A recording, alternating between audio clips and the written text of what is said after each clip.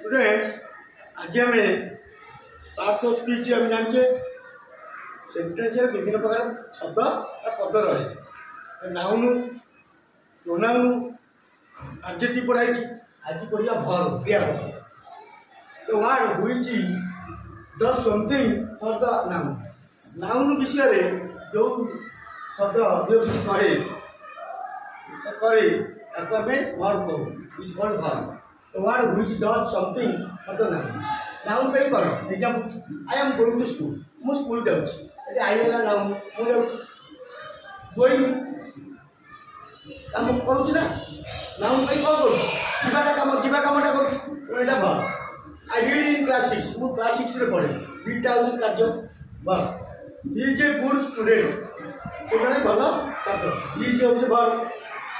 They are playing football से माने football खेलछंती football verb we are Indians are verb we will go to Cuttack tomorrow we will go होची verb are verb रे दी प्रकार verb होची मेन वर्ब गोटे हेल्पिंग वर्ब थैंक यू।